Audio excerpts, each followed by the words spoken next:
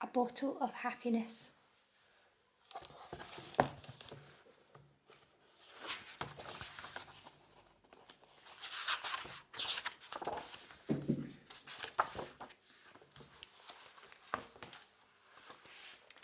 There was once a big mountain. The people on one side of the mountain caught fish and mined jewels and grew crops. They were rich and they worked hard at getting richer. They had a big market where they sold things to each other.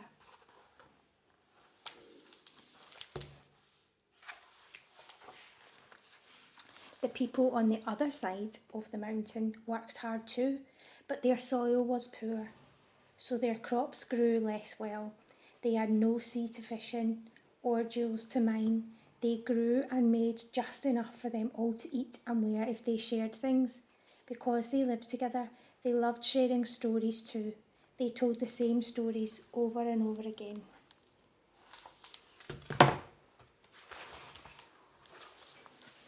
But one day, a child called Pim said, "I want to find a new story. I'm going over the mountain to see what's on the other side."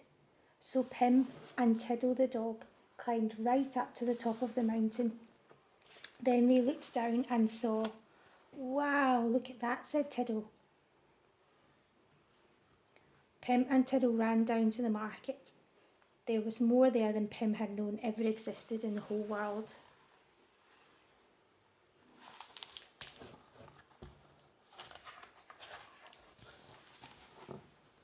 Pim asked a stallholder, "Please may I eat one of those beautiful fruits?"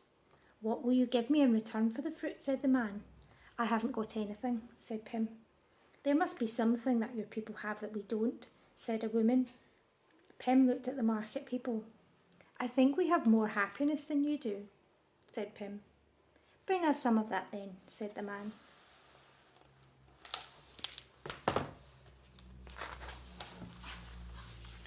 So Pim walked back over the mountain, thinking about how to carry happiness. "I'll catch some laughter," thought Pim. "Uncle Frody, please will you sing for us?" said Pim. Uncle Frody sang, and Tiddle danced. People laughed. Pim carefully caught laughter in a bottle. Some music and love slipped in with it. Pim put the stopper into the bottle to stop the happiness from leaking out.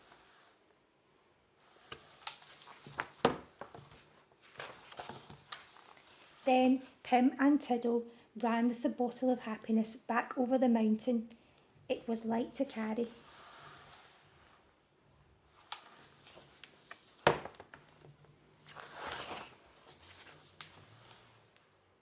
"Here's some happiness," said Pim, offering the bottle.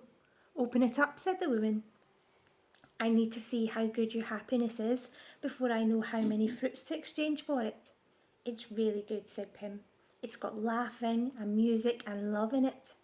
Pim pulled the stopper from the bottle. Pim tipped the bottle to pour out the happiness, but what came out was silence and nothing to see. "What a silly child! To think that you could bottle laughter and love and music," scoffed the man. "But listen properly," said Pim, because now there was laughter. It was bursting and bubbling and spreading from person to person. They were laughing at Pim for thinking that you could catch happiness in a bottle. "You said there was music too," said the man. "I can't hear any of that. I can't see the love either." "Listen and look again," said Pim.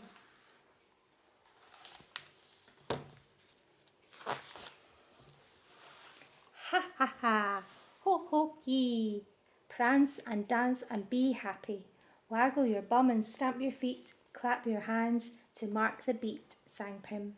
Soon everyone was joining in with the singing and dancing and laughing. When Pim's song stopped, they hugged each other and laughed some more.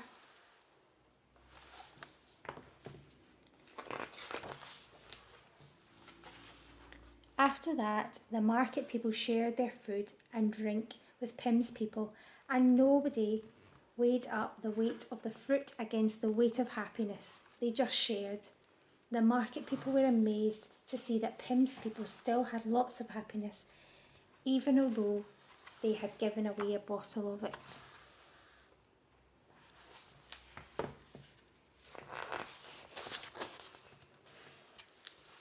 And when everyone was full of food and drink, there was still a story to share. Pym began the story. There was once a big mountain. And you know how that story goes on, because you have shared it with Pym and Tiddle already.